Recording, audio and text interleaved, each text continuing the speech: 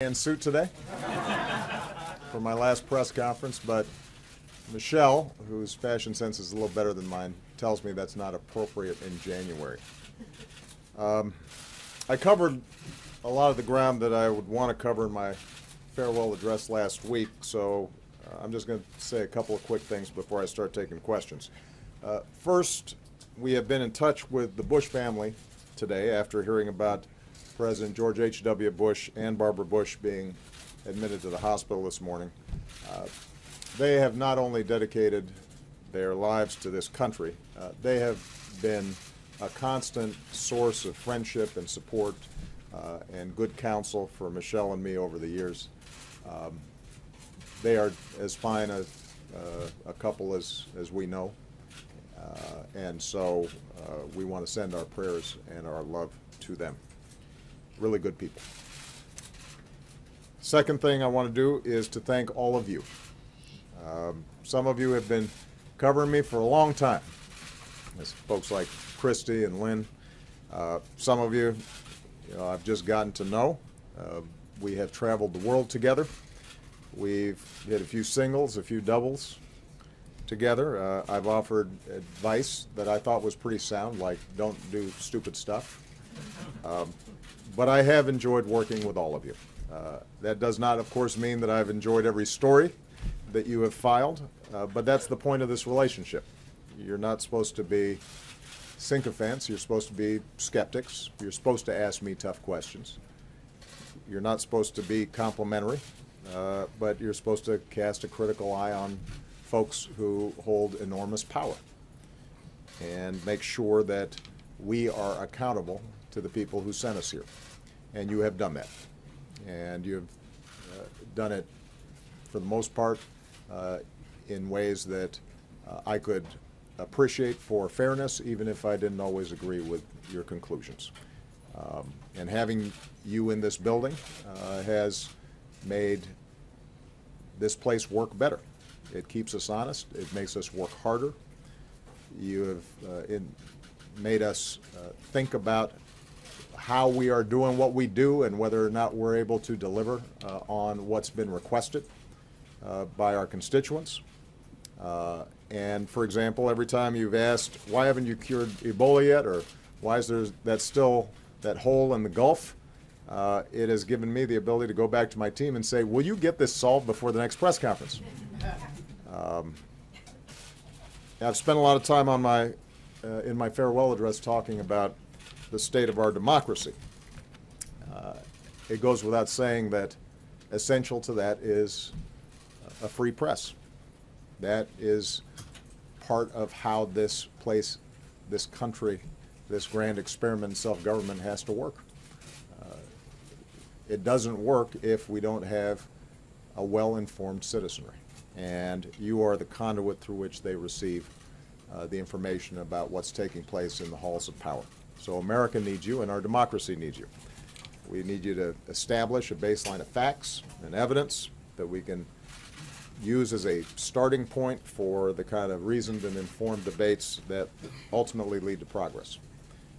And so my hope is that you will continue with the same tenacity that you showed us to do the hard work of getting to the bottom of stories and getting them right, and to push those of us in power to be the best version of ourselves, and to push this country to be the best version of itself.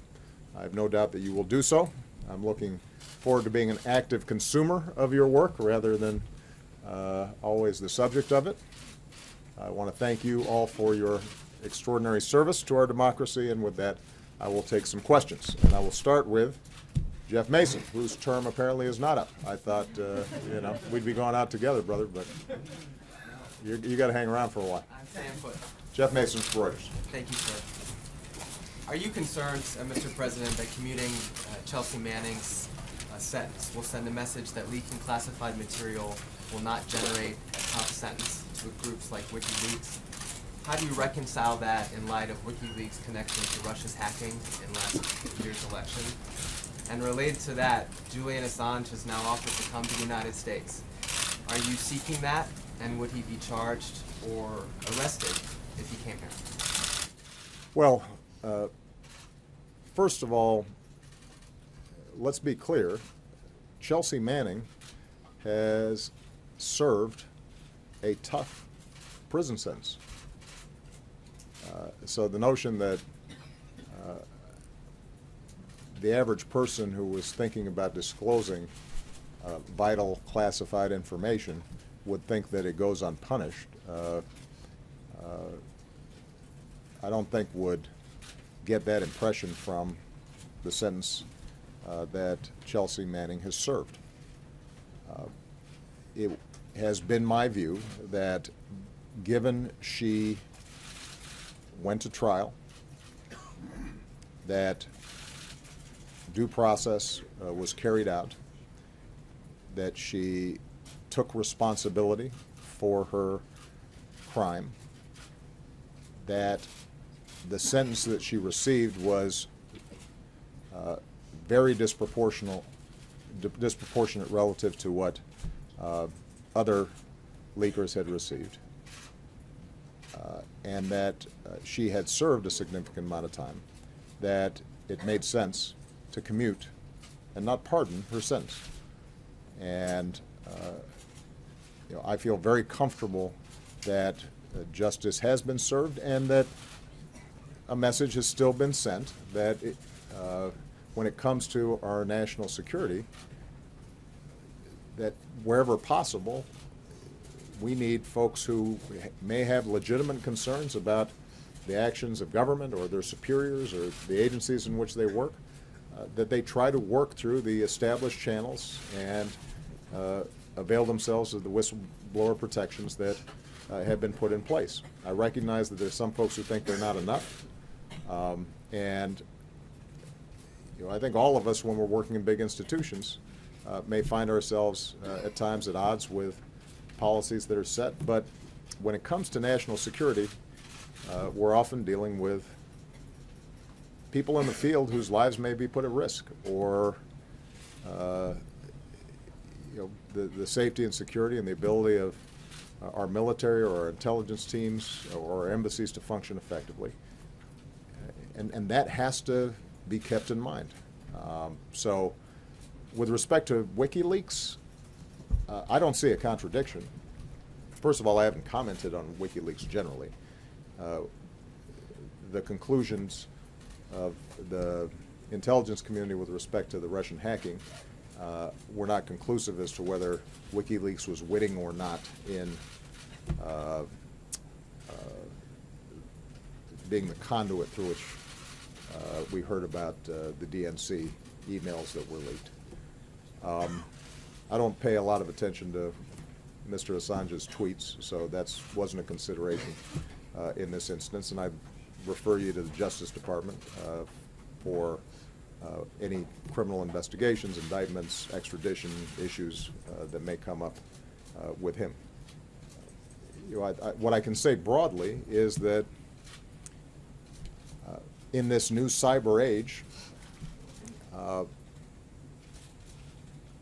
we're going to have to make sure that we continually work to find the right balance of accountability and openness and transparency that is the hallmark of our democracy, but also recognize that there are adversaries and bad actors out there who want to use that same openness in ways that hurt us, whether that's in trying to commit financial crimes or trying to commit acts of terrorism, or folks who want to interfere with our elections. And we're going to have to continually build the kind of architecture that makes sure the best of our democracy is preserved, that our national security and intelligence agencies have the ability to carry out policy without advertising to our adversaries what it is that we're doing, but do so in a way that still keeps citizens up to speed on what their government's doing on their behalf. But with respect to Chelsea Manning, I looked at the particulars of this case the same way I have the other commutations and pardons that I've done, and I felt that in light of all the circumstances, that commuting her sentence was entirely appropriate. Margaret Brennan. Mr. President. There you go. Thank you. The President-elect has said that he would consider lifting sanctions on Russia if they substantially reduce the nuclear stockpile. Given your own efforts at arms control, do you think that's an effective strategy? Knowing this office and Mr. Trump, how would you advise his advisors to help him be effective when he deals with Vladimir Putin? And given your actions recently on Russia, do you think those sanctions should be viewed as leverage? Well, a couple of things. Number one, I think it is in America's interest and the world's interest that we have a constructive relationship with Russia. That's been my approach throughout my presidency. Where our interests have overlapped, we've worked together. At the beginning of my term, I did what I could to encourage Russia to be a constructive member of the international community, and tried to work with the president and the government of Russia in helping them diversify their economy, improve their economy, use the incredible talents of the Russian people in more constructive ways. I think it's fair to say that after President Putin came back into the presidency, that an escalating anti-American rhetoric and an approach to global affairs that seemed to be premised on the idea that whatever America's trying to do must be bad for Russia, and so we want to try to counteract whatever they do. That return to an adversarial spirit that I think existed during the Cold War has made the relationship more difficult. And it was hammered home when Russia went into Crimea and portions of Ukraine. The reason we imposed the sanctions, recall, was not because of nuclear weapons issues. It was because the independence and sovereignty of a country, Ukraine, had been encroached upon by force by Russia. That wasn't our judgment. That was the judgment of the entire international community. And Russia continues to occupy Ukrainian territory and meddle in Ukrainian affairs and support military surrogates who have violated basic international law and international norms. What I've said to the Russians is, as soon as you stop doing that, the sanctions will be removed. And I think it would probably best serve not only American interests, but also the interests of preserving international norms if we made sure that we don't confuse why these sanctions have been imposed with a whole set of other issues. On nuclear issues, in my first term, we negotiated the START II treaty, and that has substantially reduced our nuclear stockpiles, both Russia and the United States. I was prepared to go further. I told President Putin I was prepared to go further. They have been unwilling to negotiate. If President-elect Trump is able to restart those talks in a serious way, I think there remains a lot of room for our two countries to reduce our stockpiles. And part of the reason we've been successful on our non-proliferation agenda and on our nuclear security agenda is because we were leading by example. I hope that continues. But I think it's important just to remember that the reason sanctions have been put in place against Russia has to do with their actions in Ukraine. And it is important for the United States to stand up for the basic principle that big countries don't go around and invade and bully smaller countries. I've said before, I expect Russia and Ukraine to have a strong relationship. They are historically bound together in all sorts of cultural and social ways, but Ukraine is an independent country. And this is a good example of the vital role that America has to continue to play around the world in preserving basic norms and values, whether it's advocating on behalf of human rights, advocating on behalf of women's rights, advocating on behalf of freedom of the press. You know, the United States has not always been perfect in this regard. There are times where we, by necessity, are dealing with allies or friends or partners who themselves are not meeting the standards that we would like to see met when it comes to international rules and norms. But I can tell you that in every multilateral setting, in the United Nations, in the G20 and the G7, the United States typically has been on the right side of these issues. And it is important for us to continue to be on the right side of these issues, because if we, the largest, strongest country and democracy in the world, are not willing to stand up on behalf of these values, then certainly China, Russia, and others will not. Kevin Corke. Thank you, Mr. President. You have been a strong supporter of the idea of a peaceful transfer of power, demonstrated not terribly far from here at the Rose Garden. And yet, even as you and I speak, there are more than 6 Democrats that are going to boycott the inauguration of the incoming president. Do you support that? And what message would you send to Democrats to better demonstrate the peaceful transfer of power? And if I could follow, I wanted to ask you about your conversations with the president-elect previously, and without getting into too much of the personal side of it, I'm just curious, were you able to use that opportunity to convince him to take a fresh look at some of the important ideas that you will leave this office with, maintaining some semblance of the Affordable Care Act, some idea of keeping dreamers here in the country without fear of deportation? Were you able to use personal stories to try to convince him, and how successful were you? Well, I won't go into the details of my conversations with President-elect Trump. As I've said before, they are cordial. At times they've been fairly lengthy, and they've been substantive. I can't tell you how convincing I've been. I think you'd have to ask him whether I've been convincing or not. I have offered my best advice, counsel, about certain issues, both foreign and domestic.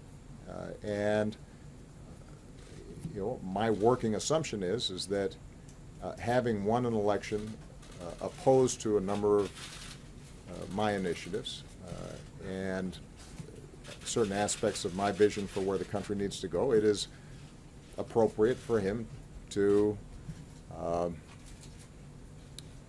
go forward with his vision and his values. And I don't expect that there's going to be you know, enormous overlap. It may be that on certain issues, once he comes into office and he looks at the complexities of how to, in fact, provide health care for everybody, something he says he wants to do, or wants to make sure that he is encouraging job creation and wage growth in this country, that may lead him to some of the same conclusions that I arrived at once I got here. But I don't think we'll know until he has an actual chance to get sworn in and sit behind that desk. And I think a lot of his views are going to be shaped by his advisors, the people around him, which is why it's important to pay attention to these confirmation hearings. I can tell you that, and this is something I have told him, that this is a job of such magnitude that you can't do it by yourself. You are enormously reliant on a team. Your cabinet, your senior White House staff, all the way to fairly junior folks in their 20s and 30s, but who are executing on significant responsibilities. And so how you put a team together to make sure that they're getting you the best information and they are teeing up the options from which you will ultimately make decisions. That's probably the most useful advice, the most constructive advice that I've been able to give him. That if you find yourself isolated because the process breaks down, or if you're only hearing from people who agree with you on everything, or if you haven't created a process that is fact-checking and probing and asking hard questions about policies or promises that you've made, that's when you start making mistakes. And as I indicated in some of my previous remarks, reality has a way of biting back if you're not paying attention to it. With respect to the inauguration, I'm not going to comment on those issues. All I know is I'm going to be there. So is Michelle. And I have been checking the weather, and I'm heartened by the fact that it won't be as cold as my first inauguration, because that was cold. Jen Rodriguez. Mr. President, thank you very much. You have said that you would come back to fight for the Dreamers. You said that a couple of weeks ago. Are you fearful for the status of those Dreamers, the future of the young immigrants and all immigrants in this country with the new administration? And what did you mean when you said you would come back? Would you lobby Congress, maybe explore the political arena again? And if I may ask you a second question, why did you take action on dry food, wet food, a week ago? Well, let me be absolutely clear. I did not mean that I was going to be running for anything anytime soon. So, no, what I meant is that it's important for me to take some time to process this amazing experience that we've gone through, to make sure that my wife, with whom I will be celebrating a 25th anniversary this year, is willing to re-up and put up with me for a little bit longer. I want to do some writing. I want to be quiet a little bit and not hear myself talk so darn much. I want to spend precious time with my girls. So those are my priorities this year. But as I said before, I'm still a citizen. And I think it is important for Democrats or progressives who feel that they came out on the wrong side of this election to be able to distinguish between the normal back and forth ebb and flow of policy. Are we going to raise taxes? Are we going to lower taxes? Are we going to, expand this program or eliminate this program? How concerned are we about air pollution or climate change? Those are all normal parts of the debate. And as I've said before, in a democracy, sometimes you're going to win on those issues and sometimes you're going to lose. I'm confident about the rightness of my positions on a lot of these points, but we got a new president and a Congress that are going to make their same determinations, and there will be a back and forth in Congress around those issues, and you guys will report on all that. But there's a difference between that normal functioning of politics and certain issues or certain moments where I think our core values may be at stake. I put in that category if I saw systematic discrimination being ratified in some fashion. I put in that category explicit or functional obstacles to people being able to vote, to exercise their franchise. I'd put in that category institutional efforts to silence dissent or the press.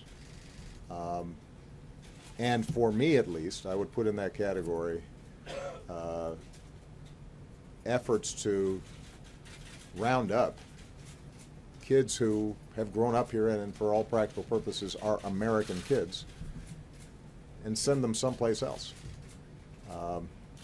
when they love this country, They are our kids' friends and their classmates, and are now entering into community colleges, or in some cases serving in our military. The notion that we would just arbitrarily, or because of politics,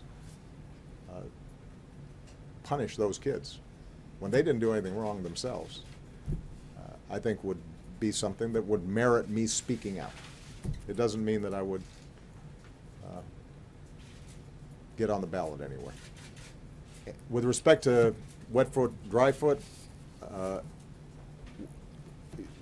we underwent a monumental shift in our policy towards Cuba. My view was, after 50 years of a policy not working, it made sense for us to try to reopen diplomatic relations, to engage a Cuban government, to be honest with them about the strong disagreements we have around political repression and treatment of dissenters and freedom of press and freedom of religion, but that to make progress for the Cuban people, our best shot was to suddenly have the Cuban people interacting with Americans and seeing the incredible success of the Cuban American community and engaging in commerce and business and trade. And that it was through that process of opening up these bilateral relations that you would see over time serious and significant improvement. Given that that shift in the relationship, the policy that we had in place with wet foot, dry foot, which treated Cuban emigres completely different from folks from El Salvador or Guatemala or Nicaragua or any other part of the world, one that made a distinction between whether you got here by land or by foot, that was a carryover of a old way of thinking that didn't make sense in this day and age, particularly as we're opening up travel between the two countries. And so, we had very lengthy consultations with the Department of Homeland Security. We had some tough negotiations with the Cuban government, but we arrived at a policy which we think is both fair and appropriate to the changing nature of the relationship between the two countries. Nadia, Gobasi. Thank you, sir. I appreciate the opportunity, and I want to wish you and your family best of luck in the future. Thank you. Mr. President, you have been criticized and even personally attacked for the UN Security Council resolution that considered Israeli settlements illegal and an obstacle to peace. Mr. Trump promised to move the embassy to Jerusalem. He appointed an ambassador that doesn't believe in a two-state solution. How worried are you about the U.S. leadership in the Arab world and beyond as an honest broker? Will this ignite a third intifada? Will this even protect Israel? And in retrospect, do you think that you should have held Israel more accountable, like President Bush Sr. did with the loan guarantees? Thank you.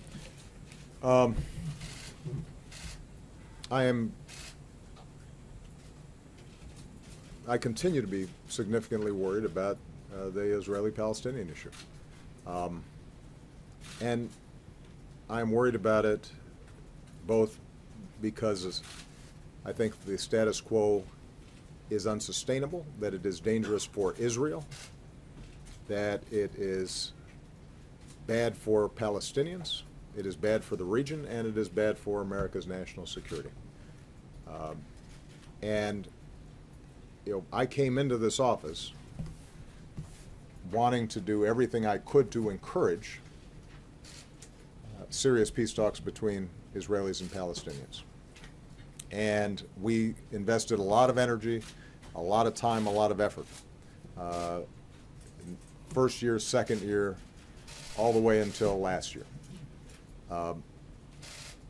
Ultimately, what has always been clear is that we cannot force the parties to arrive at peace. What we can do is facilitate provide a platform, encourage, but we can't force them to do it. But in light of shifts in Israeli politics and Palestinian politics, a rightward drift in Israeli politics, a weakening of President Abbas's ability to move and take risks on behalf of peace in the Palestinian territories, in light of all the dangers that have emerged in the region and the understandable fears that Israelis may have about the chaos and rise of groups like ISIL and the deterioration of Syria. In light of all those things, what we at least wanted to do, understanding that the two parties wouldn't actually arrive at a final status agreement, is to preserve the possibility of a two-state solution, because we do not see an alternative to it. And I've said this directly to Prime Minister Netanyahu. I've said it inside of Israel. I've said it to Palestinians as well. I don't see how this issue gets resolved in a way that maintains Israel as both Jewish and a democracy. Because if you do not have two states, then in some form or fashion you are extending an occupation. Functionally, you end up having one state in which millions of people are disenfranchised and operate as second-class occupant or residents. You can't even call them citizens necessarily. And so the goal of the resolution was to simply say that the settlements, the growth of the settlements, are creating a reality on the ground that increasingly will make a two-state solution impossible. And we've believed, consistent with the position that had been taken with previous U.S. administrations for decades now, that it was important for us to send a signal, a wake-up call, that this moment may be passing. And Israeli voters and Palestinians need to understand that this moment may be passing. And hopefully that then creates a debate inside both Israeli and Palestinian communities that won't result immediately in peace, but at least will lead to a more sober assessment of what the alternatives are. So the President-elect will have his own policy. The ambassador or the candidate for the ambassadorship obviously has very different views than I do. That is their prerogative. That's part of what happens after elections. And I think my views are clear. We'll see how their approach plays itself out. I don't want to project today what could end up happening, but obviously it's a volatile environment. What we've seen in the past is when sudden unilateral moves are made that speak to some of the core issues and sensitivities of either side, that can be explosive. And what we've tried to do in the transition is just to provide the context in which the President-elect may want to make some of these decisions. Well, that's part of what we've tried to indicate to the incoming team in our transition process is pay attention to this, because this is volatile stuff. People feel deeply and passionately about this, and as I've said, I think many times, the actions that we take have enormous consequences and ramifications. We're the biggest kid on the block, and I think it is right and appropriate for a new president to test old assumptions and re-examine the old ways of doing things. But if you're going to make big shifts in policy, just make sure you thought it through and understand that there are going to be consequences, and actions typically create reactions, and so you want to be intentional about it. You don't want to do things off the cuff when it comes to an issue this volatile. Chris Johnson. Chris Johnson. On LGBT rights. I'm sorry. Where's Chris? I'm right here in the There back, you go. Mr. I'm President. sorry. Didn't see it. On LGBT rights, we've seen a lot of achievements over the past 8 years, including signing hate crime protection legislation, Don't Ask, Don't Tell repeal, marriage equality nationwide, and ensuring transgender people feel visible and respected. How do you think LGBT rights will rank in terms of your accomplishments and your legacy? And how confident are you that progress will endure or continue under the President-elect? I could not be prouder of the transformation that's taken place in our society just in the last decade. And I've said before, I think we made some useful contributions to it, but the primary heroes in this stage of our growth as a democracy and a society are all the individual activists and sons and daughters and couples who courageously said, this is who I am and I'm proud of it. And that opened people's minds and opened their hearts. And eventually, laws caught up. But I don't think any of that would have happened without the activism, in some cases loud and noisy, but in some cases just quiet and very personal. And I think that what we did as an administration was to help the society to move in a better direction, but to do so in a way that didn't create an enormous backlash and was systematic and respectful of the fact that, in some cases these issues were controversial. I think that the way we handled, for example, Don't Ask, Don't Tell, being methodical about it, working with the Joint Chiefs, making sure that we showed this would not have an impact on the effectiveness of the greatest military on earth. And then to have Defense Secretary and Bob Gates and a chairman and Mike Mullen and the Joint Chiefs who were open to evidence and ultimately worked with me to do the right thing. I am proud of that. But again, none of that would have happened without this incredible transformation that was happening in society out there. When I gave Ellen the Presidential Medal of Freedom, I meant what I said. I think somebody that kind and likable projecting into living rooms around the country, that changed attitudes. And that wasn't easy to do for her. And that's just one small example of what was happening in countless communities all across the country. So I'm proud that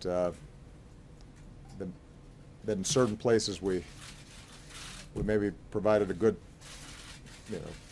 block downfield to help the movement advance. I don't think it is something that will be reversible because American society has changed. The attitudes of young people in particular have changed. That doesn't mean there aren't going to be some fights that are important, legal issues, issues surrounding transgender persons. There's still going to be some battles that need to take place. But if you talk to young people, you know, Malia, Sasha's generation, even if they're Republicans, even if they're conservative, many of them would tell you, I don't understand how you would discriminate against somebody because of sexual orientation. That's just sort of burned into them in pretty powerful ways. Sir? April Ryan. Thank you, Mr. President. Long before today, you've been considered a rights president. Under your watch, people have said that you have expanded the rubber band of inclusion, and with the election and the incoming administration, people are saying that rubber band has recoiled and maybe is even broken. And I'm thinking back to a time on Air Force One going to Selma, Alabama, when you said your job was to close the gaps that remain. And with that, what gaps still remain when it comes to rights issues on the table? And also, what part will you play in fixing those gaps in your new life? And lastly, you are the first Black president. Do you expect this country will see this again? Well, I'll answer the last question first. I think we're going to see people of merit rise up from every race, faith, corner of this country, because that's America's strength. When we have everybody getting a chance and everybody's on the field, we end up being better. I think I've used this analogy before. We killed it in the Olympics in Brazil. And you know, Michelle and I, we always have the Olympic team here. And it's a lot of fun, first of all, just because, you know, anytime you're meeting somebody who's the best at anything, it's impressive. And these mostly very young people are all just so healthy looking, and they just beam and exude fitness and health. And so we have a great time talking to them. But they are of all shapes, sizes, colors. You know, the genetic diversity that is on display is remarkable. And if you look at a Simone Biles, and then you look at a Michael Phelps, they're completely different. And it's precisely because of those differences that we've got people here who can excel at any sport. And by the way, more than half of our medals came from women. And the reason is because we had the foresight several decades ago with something called Title IX to make sure that women got opportunities in sports, which is why our women compete better, because they have more opportunities than folks in other countries. So you know, I use that as a metaphor, and if in fact we continue to keep opportunity open to everybody, then yeah, we're going to have a woman president, we're going to have a Latino president, and we'll have a Jewish president, a Hindu president. You know, who knows who we're going to have? I suspect we'll have a whole bunch of mixed up presidents at some point that nobody really knows what to call them. And that's fine. Now, what do I worry about? I obviously spent a lot of time on this, April, at my farewell address on Tuesday, so I won't go through the whole list. I worry about inequality because I think that if we are not investing in making sure everybody plays a role in this economy, the economy will not grow as fast, and I think it will also lead to further and further separation between us as Americans, and not just along racial lines. I mean, there are a whole bunch of folks who voted for the president-elect because they feel forgotten and disenfranchised. They feel as if they're being looked down on. They feel as if their kids aren't going to have the same opportunities as they did. And you don't want to have an America in which a very small sliver of people are doing really well, and everybody else is fighting for scraps, as I said last week. Because that's oftentimes when racial divisions get magnified, because people think, well, the only way I'm going to get ahead is if I make sure somebody else gets less, somebody who doesn't look like me or doesn't worship at the same place I do. That's not a good recipe for our democracy. I worry about, as I said in response to a previous question, making sure that the basic machinery of our democracy works better. We are the only country in the advanced world that makes it harder to vote rather than easier. And that dates back. There's an ugly history to that we should not be shy about talking about. Voting rights? Yes, I'm talking about voting rights. The reason that we are the only country among advanced democracies that makes it harder to vote is it traces directly back to Jim Crow and the legacy of slavery. And it became sort of acceptable to restrict the franchise. And that's not who we are. That shouldn't be who we are. That's not when America works best. So I hope that people pay a lot of attention to making sure that everybody has a chance to vote. Make it easier, not harder. This whole notion of election or voting fraud, this is something that has constantly been disproved. This is fake news. The notion that there are a whole bunch of people out there who are going out there and are not eligible to vote and want to vote. We have the opposite problem. We have a whole bunch of people who are eligible to vote who don't vote. And so the idea that we put in place a whole bunch of barriers to people voting doesn't make sense. And then, as I've said before, political gerrymandering that makes your vote matter less because politicians have decided you live in a district where everybody votes the same way you do, so that these aren't competitive races. And we get 90% Democratic districts, 90% Republican districts. That's bad for our democracy too. I worry about that. I think it is very important for us to make sure that our criminal justice system is fair and just, but I also think it's also very important to make sure that it is not politicized, that it maintains an integrity that is outside of partisan politics at every level. I think at some point we're going to have to spend, and this will require some action by the Supreme Court, we have to re-examine just the flood of endless money that goes into our politics, which I think is very unhealthy. So there are a whole bunch of things I worry about there. And as I said in my speech on Tuesday, we got more work to do on race. It is not, it is simply not true that things have gotten worse. They haven't. Things are getting better. And I have more confidence on racial issues in the next generation than I do in our generation or the previous generation. I think kids are smarter about it. They're more tolerant. They are more inclusive by instinct than we are. And hopefully my presidency maybe help that along a little bit. But, you know, we, when we feel stress, when we feel pressure, when we're just fed information that encourages some of our worst instincts, we tend to fall back into some of the old racial fears and racial divisions and racial stereotypes.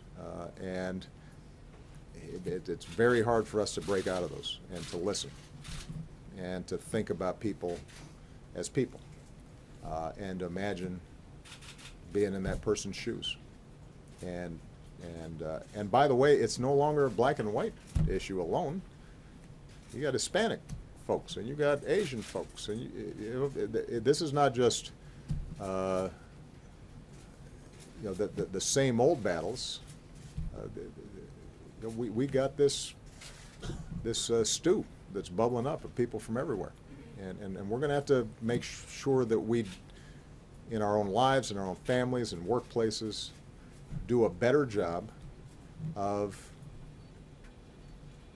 treating everybody with basic respect and understanding that not everybody starts off in the same situation, and imagining what would it be like if you were born in an inner city and had no job prospects anywhere within a 20-mile radius. Or how does it feel being born in some rural county where there's no job opportunities in 20-mile radius? And seeing those two things as connected as opposed to separate. So, you know, we got work to do. But overall, I think on this front, the trend lines ultimately, I think, will be good. Christy Parsons. And Christy, you are going to get the last question. Christy is, you know, I've been knowing her since Springfield, Illinois. When I was a state senator, she listened to what I had to say. So the least I can do is give her the last question as President of the United States. Go ahead. 217 number still works. So. Yeah, there you go. Go ahead. Well, thank you, Mr. President. It has been an honor. Thank you. And I have a personal question for you because I know how much you like this.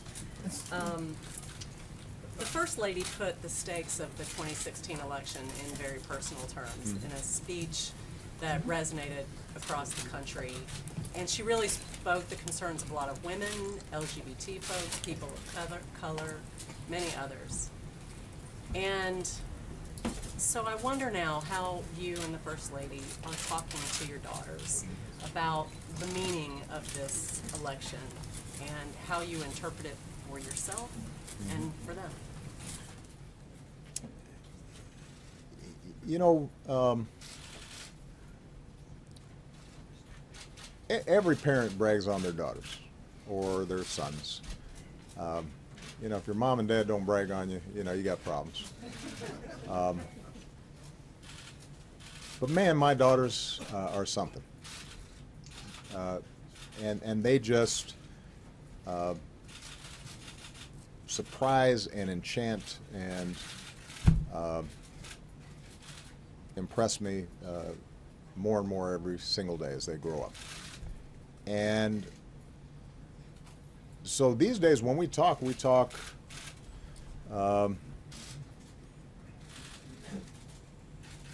as parent to child, but also we learn from them. And I think it was really interesting to see how Malia and Sasha reacted. They were disappointed. They paid attention to what their mom said during the campaign and believed it because it's consistent with what we've tried to teach them in our household and what I've tried to model as a father with their mom and what we've asked them to expect from future boyfriends or spouses.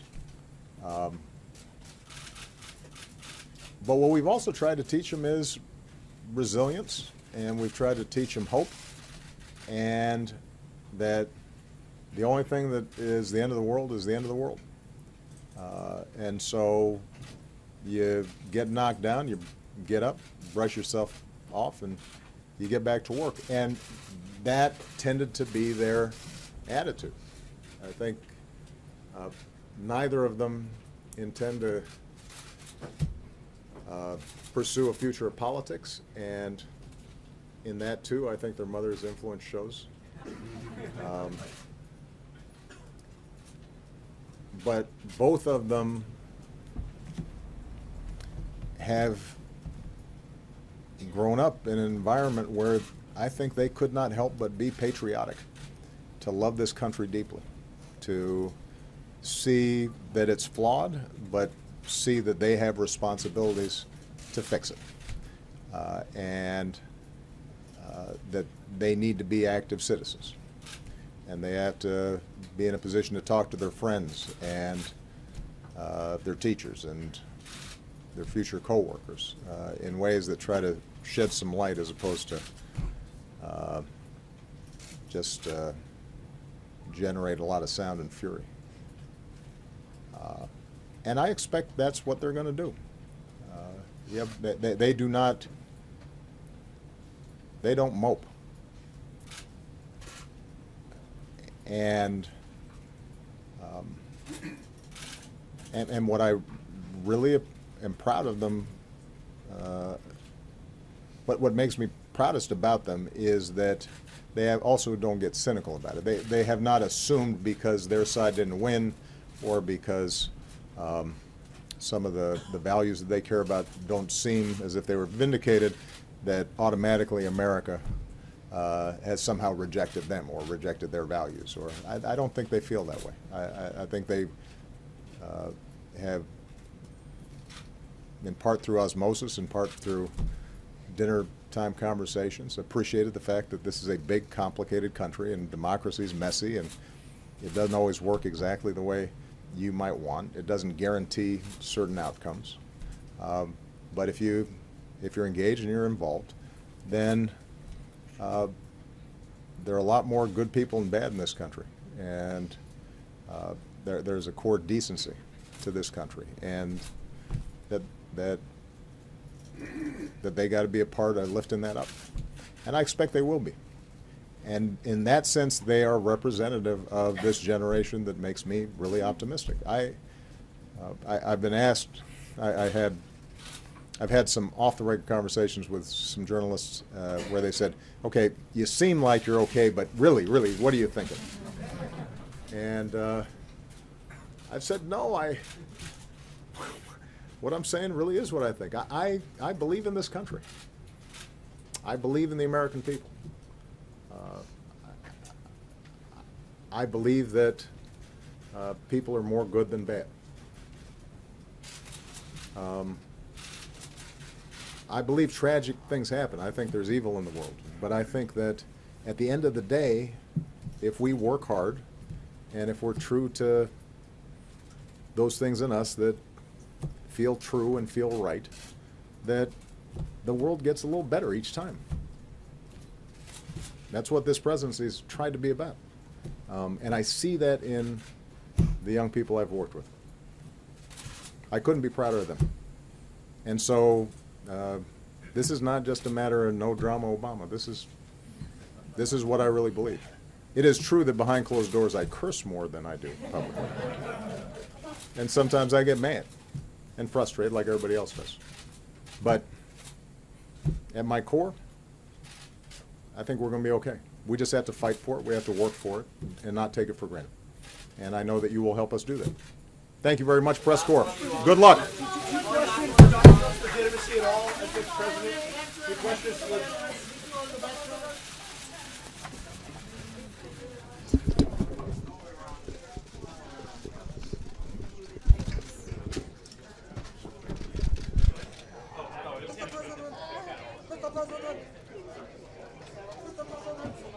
Well, Scott, President Obama really left it on that note, saying that his presidency has really been about what he sees as the promise of America, trying to issue jobs to the American public that will change.